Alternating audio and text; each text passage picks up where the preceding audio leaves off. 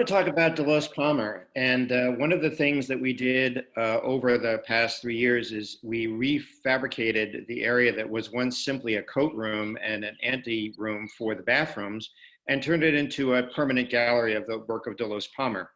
And right now, given the fact that we're between exhibits, it seemed the right time to show all of Delos Palmer's works that we have, and use this time to sort of introduce people to this artist who is probably one of the better known artists, portraitists specifically, who lived in Stamford. So a little bit of background on Delos Palmer himself, and I'm going to sort of zip through this. Delos Palmer was born in 1890 in January, and he was born to a family that would not have been one that you would have assumed he would have become an artist. His father was actually a dentist, and his grandfather had been mayor of the city of New York. So he clearly was born into a certain status, and the expectations were, when he was younger, that he would either go into a career in medicine, as did his father, or become a politician, as did his grandfather.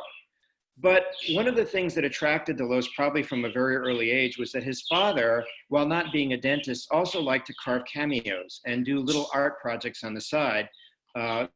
That probably also drew from his ability to work with metals and so forth in dentistry. And it may have been this sort of sideline of his father's, this hobbying, that attracted Delos Palmer at an early age to art. And of course, the time that he's living, if he's born in 1890, think that from that period, 1890 into the 20s, New York is a burgeoning art scene where a lot of new movements in the art world are coming about. There's a general rejection of the earlier academic style of painting at this point. There's a lot of experimentation going on.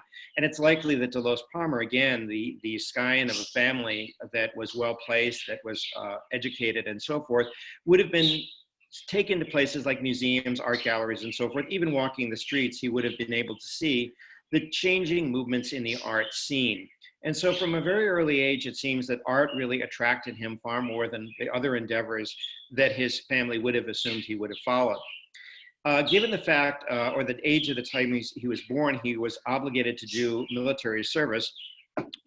But upon leaving the military service, he really didn't seem to have an idea very clearly of where to make his career. And he actually joined a number of different professions in the interim, one of them being a bank teller, but he was very unsuccessful. And what was funny about that was that people with whom he worked, including his supervisors at the bank, were perpetually annoyed by the fact that all of the drafts and documents that passed through Delos's hands never survived without having doodles all over them. He would basically use these pieces of paper and draw all kinds of interesting things upon them.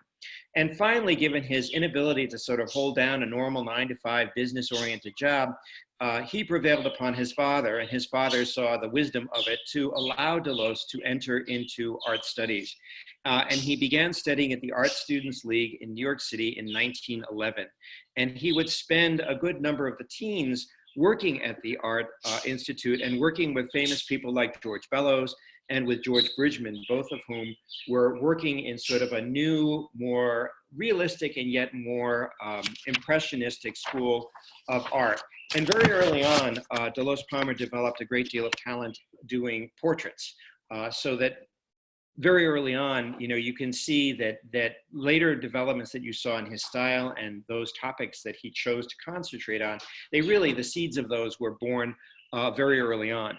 After graduating from the Art Institute in 1915, he did spend time working in the Greenwich Village area, and he actually roomed with Carl Gruppe, who was an experimental sculptor at the time. And it's possible that idea of three-dimensionality, which we see in some of his later works, sort of entered into his mind as one of the things that he wanted to show in his portraits later on.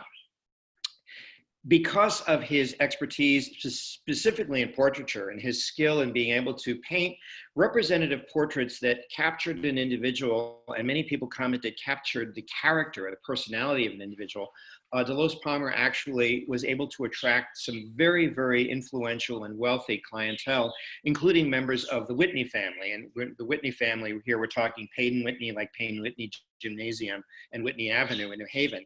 And because of those connections, those people who were his initial clients put him in touch with other people. And he actually spent a lot of the 20s living high on the hog Prague painting portraits of wealthy societal people, some portraits which garnered him literally thousands of dollars. So he was able to build his career early on. He was able to make a success of himself early on, and it sort of justified the money that his father had invested in his art studies.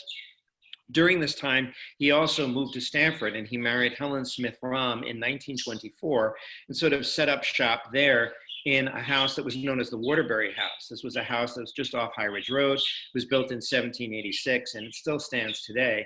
And that became his first studio. But he often did not paint there. He would often go to the houses of the individuals that he was painting, many of whom lived in Greenwich and so forth. And he really did very well from 1924 to 29. That was probably the height of Delos Palmer's success period initially, because he was really benefiting from having a very wealthy clientele, all of whom really enjoyed sitting for him. They really were pleased by the works of his paintings, which they felt showed them not solely, sort of as a photographic representation, but really where he was able to capture something of their personality, of their character in these works.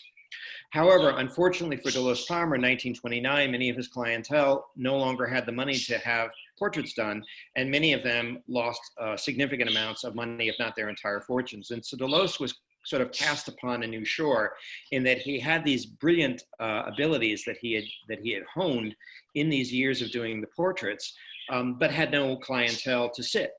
And what he was able to do was sort of parlay that into doing essentially illustrations for pulp magazines, as well as magazines like the Saturday Evening Post and the Ladies' Home Journal.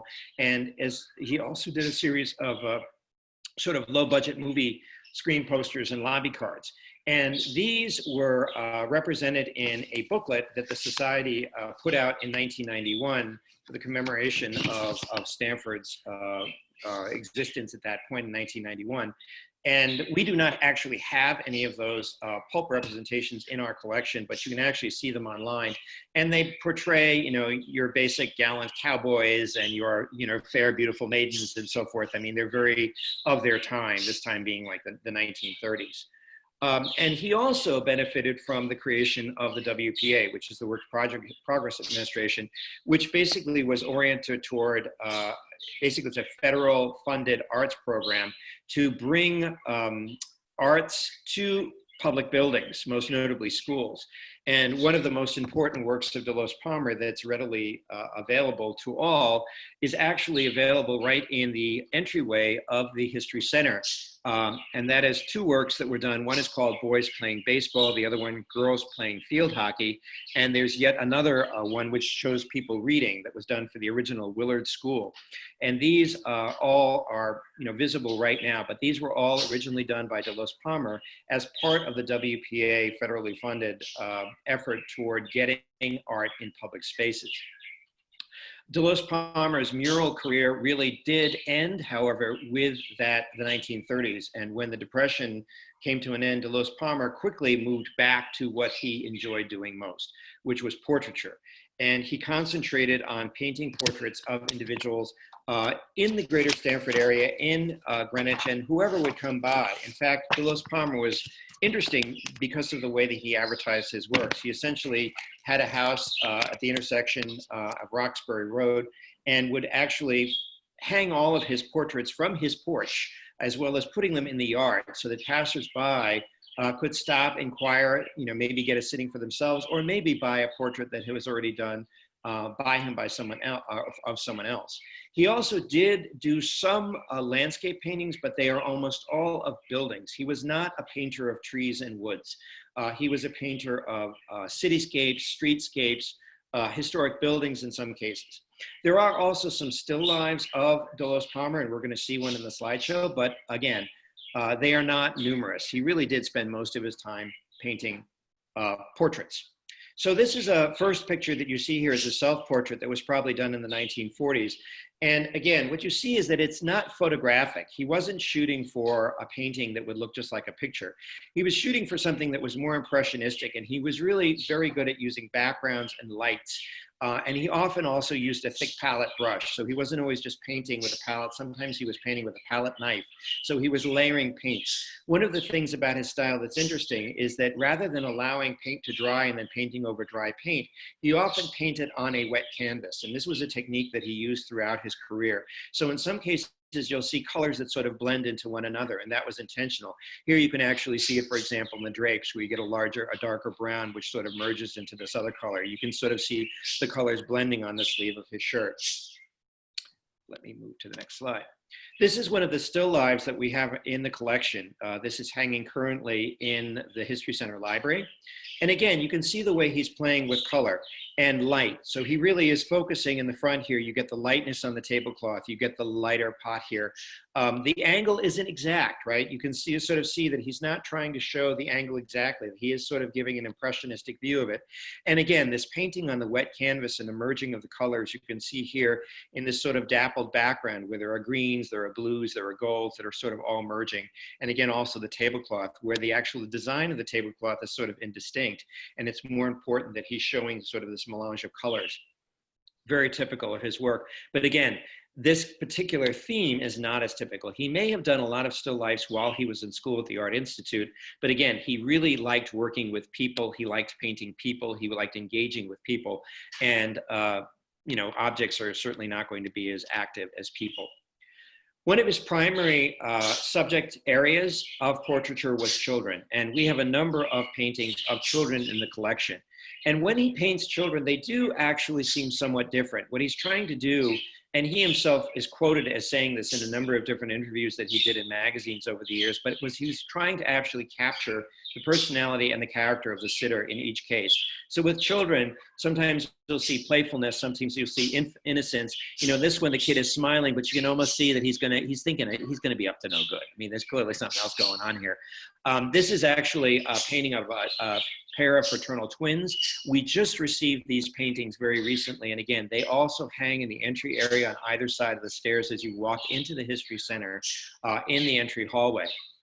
So here's the brother, and here's the sister. And you can see that looking at these two paintings also, he was able to capture the family resemblance of the two of them and their mouths and their expressions and so forth, and yet still show them as, you know, distinct individuals. Again, the painting on the wet canvas you see here in the background, where he really brings the subject forward by painting her with lighter colors. So you get the white apron, you get her moving sort of forward, you get a support here. It was very, very common for Delos Palmer to include objects or background materials with the individuals in order to set them or to show something else of their persona. So here, you know, here she is clutching a doll, and you'll notice that the doll is dressed almost the same way that she is, and certainly in the same colors. And this was, again, an intentional thing that Delos Palmer would do. At the same point, notice the way that he uses the darker colors in the background, which sort of focusing the light to move the individual to the front.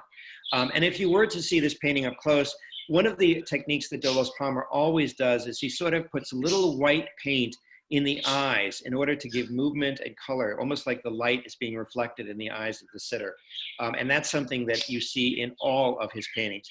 The other thing is there's almost some movement here, so that her hair almost seems to be wafting in the breeze or sort of bouncing in a way. So it's not even rigid. You sort of get the blurriness and the indistinction here, because what he's trying to do is show something more, as I said, in an impressionistic way, always relaxed. So you notice the sitters are relaxed. Most of the paintings that Delos Palmer liked to do, he liked to do as much of them as possible in one sitting. But on average, people would have to do 2 to 3 sittings of basically about 2 hours a pop. So, you know, with children, it's hard to get them to sit still for half an hour or 20 minutes, and that's less 2 hours. So you can only imagine, you know, how he was able to do this and still get these great results. Delos Palmer also tried to paint people in all walks of life. And so we get a number of paintings that he did of individuals that clearly are dressed in the uniforms of their profession. This again is a painting that is in the History Center collection, and it's of a state trooper. Now, is this guy really a state trooper? Probably not. There is a backstory to this particular model. This guy sat for Delos Palmer a number of times, and the family actually contacted us via the web to talk about this individual, the man who contacted me, this was his father. His father died in the 90s.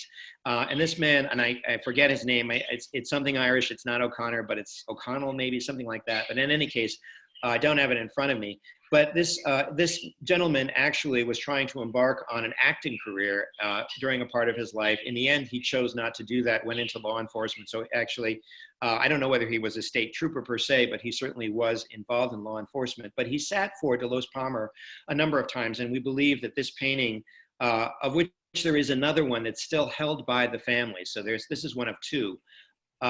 This individual also sat for a later painting that you're going to see called Man in Band Uniform that was done in the 1950s. This one was actually done in the 1940s, but same guy. And there is this case where Delos Palmer did have a number of subjects who he actually may have asked to sit for him or who sat for him and he just enjoyed painting them. Another one was Bloma, I can't remember her last name either, Lona Palmer, or I think it was Lona Palmer. And we have a number of paintings of her. She was actually his partner in later life. He did divorce Helen Rahm, with whom he had only one child. After that child had grown up, and he had two stepchildren, her former children. He did divorce her and later on took up with this other woman who he did not marry. He lived with her, but he painted her many times as well. So he did have these favorite models. Again, what I want to show you is this contrast that's interesting in Delos Palmer's work, where you get the focus on a realistic depiction of the face. You know, you get these elements that again are shown realistically, but almost blurred a little bit. So they're not rigid like a photograph, but then you get this sort of indistinct, very impressionistic, sure, just color background. So we really don't know what's outside that window.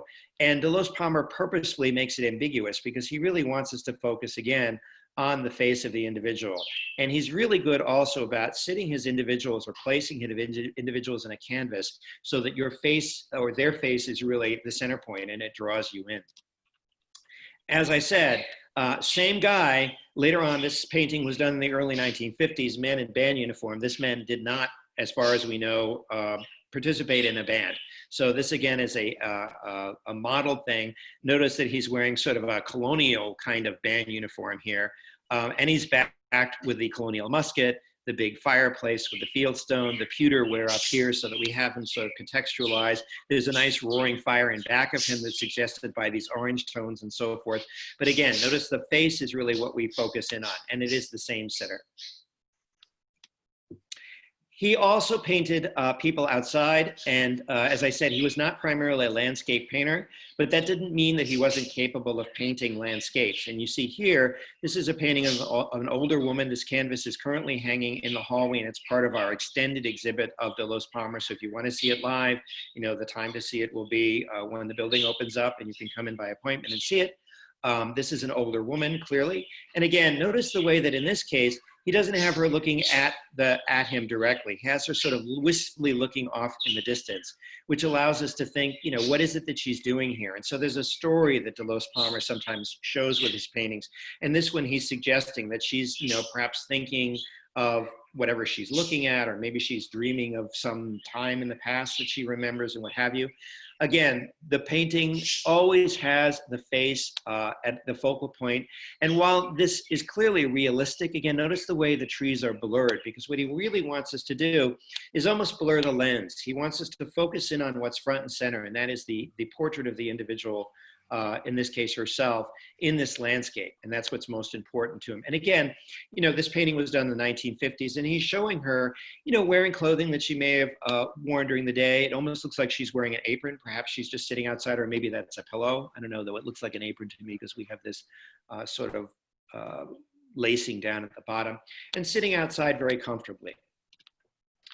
He also painted exotic women. Obviously, this is an exotic painting. This painting was done in the 1940s. And again, this woman, very different from the others, still not looking directly at him. Again, looking to the side, suggesting, what is she looking at? Where is she? You know, is she at a ball? Is she at a dance? Is she at some fancy occasion? The back, again, we don't know where she is. And again, he's keeping it purposely ambiguous. And again, here you see this manner that he uses with the wet paint, so that he is able to sort of go from a very dark tone on the other side to a very light tone. And this is as a result of painting wet paint on wet paint, and then allowing those paints to sort of move together so that you get this sort of blending of colors across the work. And this work is, again, all of the works I'm showing you that are on this particular slideshow are in the collection. And this one is, again, currently hanging in the hallway, and it's part of this extended view of Delos Palmer's works. He also, as I said, painted a lot of children, a lot of adolescents. So this is a painting of a younger girl. And again, muted colors. This is an earlier work by Delos Palmer, but one of the things I want to draw your attention to here, and you can kind of see the crazing in the paint in the background. As I mentioned, Delos Palmer did not always paint with a brush. Sometimes he actually layered the paint on very thick with a palette knife. And what you can see here is this use of layering in the palette knife in order to sort of create layers in back of here in order of a three-dimensionality to the back of the work, sort of bringing her out there by using the depth that's created by layering the painting on. The colors here are more muted. They're not as bright as some of the other paintings. And this is an earlier one. Some people say that some of the works that we see of Delos Palmer's are actually not finished canvases. They may have been, for example, sittings that he never really polished up. I'm going to show you a work later on in the slideshow that clearly seems to be more of a dry run, an experimental work that he never finished completely. He may have finished it as part of another canvas, but he did do these practice sittings sometimes that may have never been completed. And this may be evocative of one of those, or sittings where he was playing with different kinds of styles of execution to see which one would work best to represent the sitter. This one you can see is very different, and then the colors are much brighter. The face here looking at us, this is called Girl with a Hat, for lack of a better title. It is part of the collection. And here, it contrasts with the earlier work because there is a lot more definition to her face. She's looking directly at us. And here he does use a brush stroke. This is not the layered paint that we saw in the other one, so the absence of crazing. Notice the way she almost has a halo around her that helps bring her out. And this is something that we see in some of Delos Palmer's earlier works. This painting probably dates to the 1940s. As we move into the 1950s, there's more of a uniform nature to his painting and less experimentation. This, again, is a painting that was done sort of at that late 1940s period. Again, you can see where he sort of got the dark background, which is a signature Delos Palmer thing, and bringing the people out. And then little accents that we see in the painting that allow us to make some, assumptions about them. He's in a business suit, she's wearing pearls, says something about them. And this is a signed work. This one from it looks like 1956 or 46. I can't really see it. But in any case, one of the things that's interesting about this particular piece as well is there is layering, and this piece actually sits in the Delos Palmer Permanent Gallery, which is always on display. But you can see that he uses highlighting in certain things like around the tie. And one of the things that Delos Palmer sometimes does do is he actually intentionally draws darker lines with a color that he highlights in order to set off pieces of clothing, or like he does it slightly here in the lapel, and it's to give a little bit of depth. And in other words, what he's trying to do in this is to try to create that three-dimensionality. Even here, you can see that she's standing in front of him, and again, he's added this sort of darker line here to show that shadowed effect so that we get the idea that there is this depth to the painting, that it isn't just a flat canvas. If you were to compare this painting, for example, with some of the other ones that we have from some more student painters that we have portraits by, you'd see that Delos Palmer is able to create this three-dimensionality more successfully than many of the other portrait painters that we have represented. He really does it nicely in this one. This is a younger girl. Again, this is a painting from the 1940s. And again, what's nice about this is the way that he sets her in a landscape. Again, not a landscape painter, but using landscape to bring her out. So you see that there's some kind of a tree in back of her. You can see the landscape. Maybe this is a church in the background. Looks like she's got like a field of wheat behind her. She's sitting comfortably in an antique chair. And we get the feeling also that it's warm time of year. She's wearing a shorter dress. She's got exposed arms. She's got a bowl of fruit in front of her. So it sort of brings us into the season that we can almost be walking into the room and seeing her there. He also painted, again, high society people. And again, this painting, it's more than just a portrait. If you look specifically at the way the woman is raising her hand and sort of raising her eyebrows, it's almost like she's about to make a point in an argument, or that you've been having a discussion with her and she's like, but wait a minute. So he really does try to engage the viewer in the portrait, almost like you're having some kind of not a conversation necessarily, but you're engaging with the portrait at a level that you might not if it was just a very realistic portrait that was just a plain old person sitting in a chair. There's a little bit more to it. The other thing that's suggestive here is the way that she has her hand on her hip, almost with a fist, like she's determined to make her point. And again, you know, reflecting the social class, she's got her pearl necklace. She's got her nice earrings here. She's obviously wearing a nice dress, and she's wearing a nice blouse. She's got her fancy hat on. And notice, once again, in terms of the position, if we were to draw like geometric boxes around Delos Palmer's painting, he almost always has the face of the sitter located in this top third, so that if you were to be looking at the portrait, you would be looking face to face with the individual, again, facilitating that engagement with the sitter. And again, here with the base, the background, sort of this combination, the painting on wet paint again, so that you get this color scheme, but again, very muted, so that really we are addressing the speaker, excuse me, the sitter. Now, this is, I mentioned that some of his portraits seem to be initial stabs at it, or they may have been single quick sittings. So for example, if somebody were only able to stop by and he were available, you know, maybe somebody stopped by and said, I love the portraits, you know, do you have time right now to paint me? And he would do that. And so these would be single sitting, quick portraits. And I think this is more evocative of these quick portraits that he did. So you can see here, the brush strokes are more easy to see. You know, you can see a lot of brush stroking going on in here, a lot of brush stroking going on here. Even on her arm, there's brush stroking going on. And usually he was a little bit better, especially on the body and the face of the sitter and in the hair, coloring those things up and really leaving the more evident brush stroking as a background. Here you actually see it in the gown of the sitter, you see it on her body, you see it in her hair. And what this suggests is that this is one of these either single sitting portraits that he did for someone who only had the time to do one sitting, or maybe they were coming by. Maybe this actually was a study that was done for a later work that we do not have.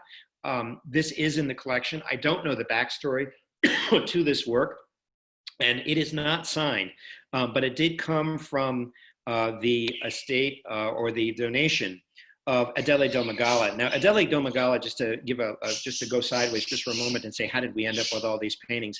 We regularly are called about Delos Palmer paintings, and we regularly accept them. We will not purchase them, but they are regularly donated to us. And we have the largest collection of this particular artist's work that's extant, which is important because he is a Stanford artist and probably the most famous of the lot. But most of our collection is actually the result of a donation from Adele Domagala.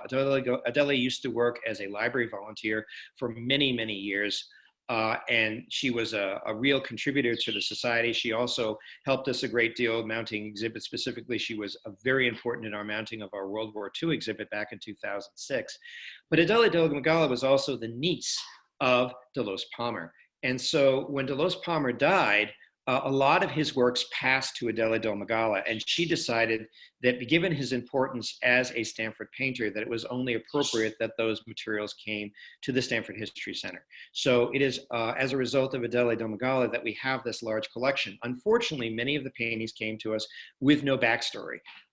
And many of them actually are not signed. And we know they're Delos Palmer paintings because they came as part of that collection. Many of the finished portraits are, however, signed. This one is not. And again, that suggests to me the artistic style, the sort of single sitter nature of the work, and the fact that it wasn't signed. And it did not, it's on a stretcher, but again, it was not framed or anything like that. All of these things suggest to me that this is a study or a painting that was done for a sitter who was only willing to, or only had the time to sit briefly for a work. Finally, Delos Palmer was not beyond painting nudes, and he does not, we don't have many of those works, but he did paint several. This is one of them. He entices the viewer here by painting a back view, not a front view, and again, emphasizing the body of the individual by painting a darker background, but she does have her hat. I guess, not like the song, she did not leave her hat on, for any of you who know contemporary music, but in any case, there she is. We don't know who this individual was, but to show a little bit of Delos Palmer's character, our own beloved volunteer, Grace Bounty, told me a story that many times Delos Palmer sought to paint her. However, her husband would not permit that. because Delos Palmer had a reputation for liking the ladies a bit more than he should have. So although Grace Bounty was around and knew of Delos Palmer, unfortunately, we have no portrait of Grace because Ralph never let her sit for Delos. It's sort of a little funny bit. But in any case, here is one of his nude works. And again, we do not have many of those, and I don't know how many of these were actually painted. And then finally, I'm sorry for the glare there, but this is Delos Palmer's as a later work. He only did do 2 self-portraits that we have extant. He apparently didn't paint himself that often. But what's interesting about this, actually there are 3, excuse me, there is one other one that shows him as a painter. This one's actually Delos Palmer, and this is not painted by Delos Palmer. This was painted by a student of his. And you'll notice that here he's being shown far more in a proper way. We wouldn't know by looking at this painting that he was a painter. He's being shown with his glasses that he habitually wore, but here wearing a jacket and tie and so forth. And there's a stylistic element here where you can see the student may have been trying to use or imitate some of Delos Palmer's styles here by using, for example, probably a wet paint on wet paint background, the muted colors, and again, bringing the face to the front. But what you'll notice is there's a lot more body in this painting, a lot more bust, as you will, than Delos Palmer would paint on a close work. If he was painting somebody this close up, he would probably bring the person more forward, and he would include more objects. So one of the things that Delos Palmer would have done in a self-portrait, which he did in both of the ones that we know of, is he included his paints. And here, there's none of that. So we don't really know. We wouldn't know that this man was a painter. Whereas in Delos Palmer's works, there are always hints about the individual's character, their personality, or maybe what they did. So that was the last slide. So I hope that, by going through this, it's sort of given you a little bit of flavor for Delos Palmer. He was an interesting character. He really did pioneer a number of different stylistic means of representation in portraiture. His portraits do change through the years. You don't necessarily get that feeling as much when you go into the permanent Delos Palmer gallery, because most of those paintings were done in the 1950s when his style had more or less coalesced. And he was trying also to reflect the 1950s mindset, which was a little bit less permissive in terms of the experimental nature by which people wanted to be represented.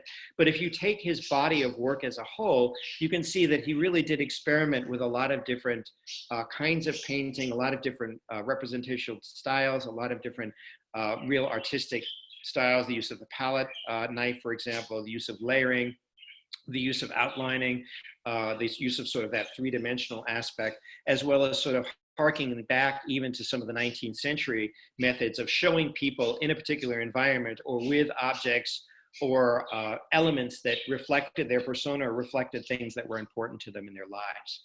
So I would encourage all of you, if you have not seen the works in our permanent Delos Palmer gallery, to please come by and check those out. And by our opening day for volunteers, those of you who are volunteers, July 9th, hopefully all of the works will be hung by then in the hallway that we have.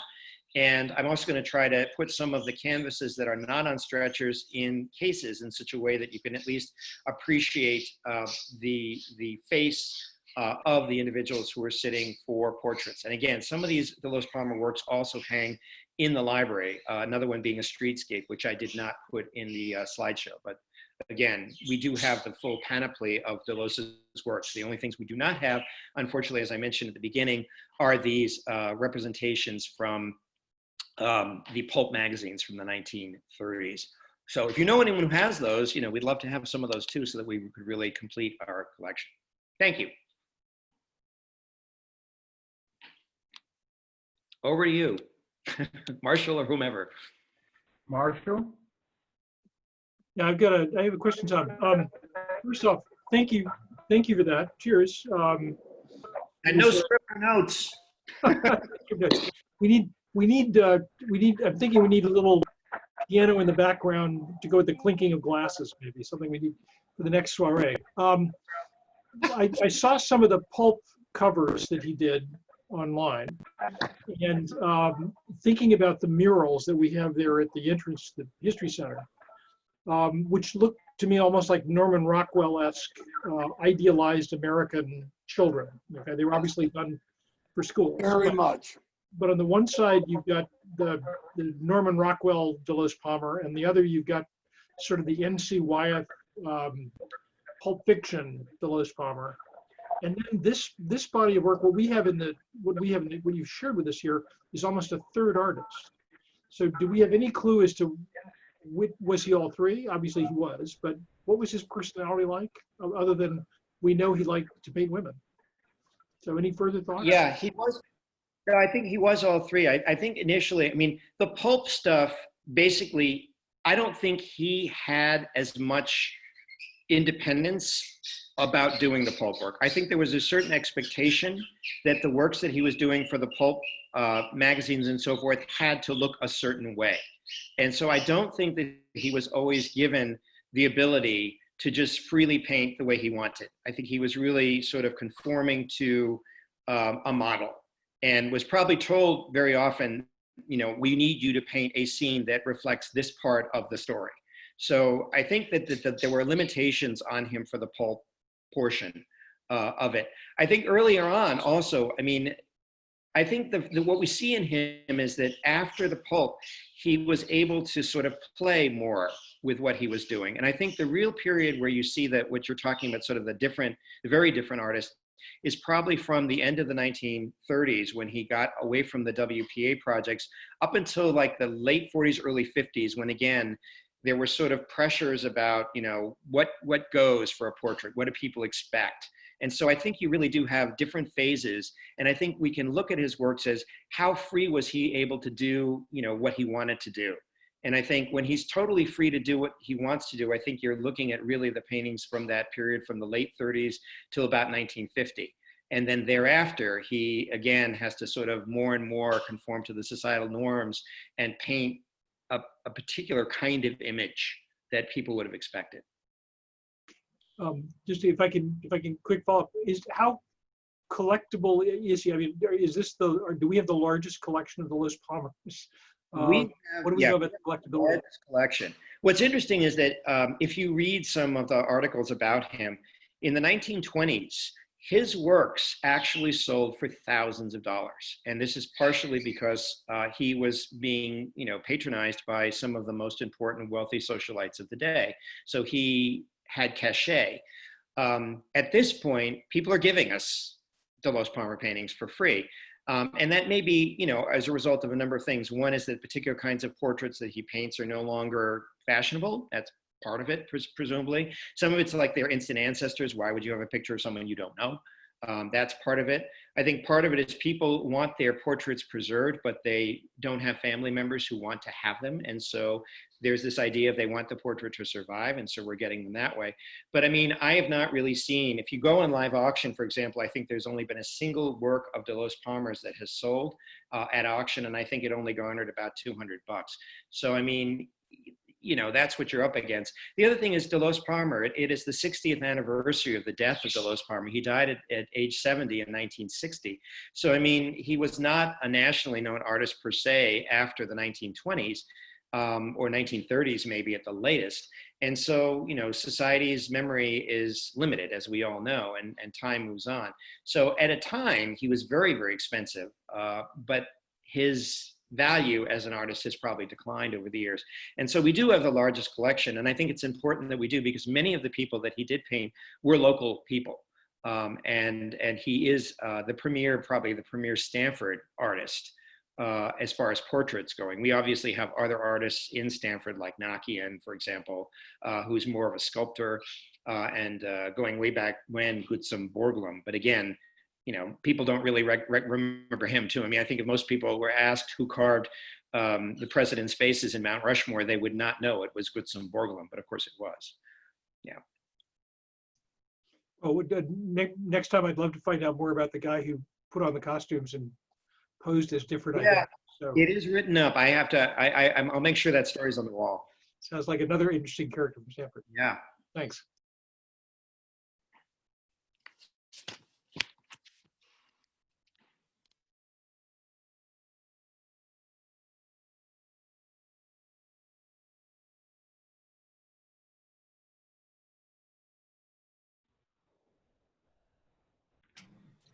Just want to thank you, John. That was very interesting.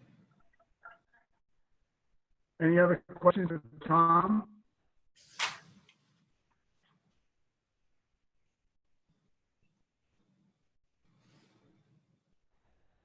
Well, shall I adjourn the meeting?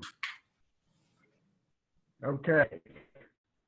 Nice seeing you all. Have a great summer.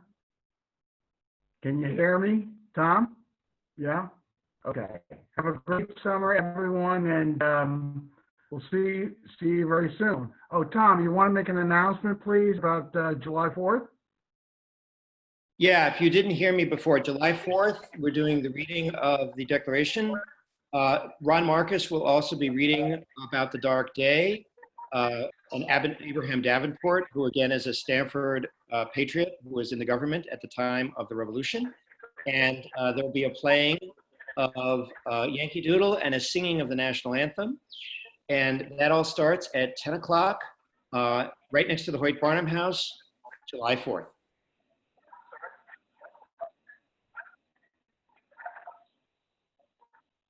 Thank you, Tom. Meeting is now adjourned. Thank you again.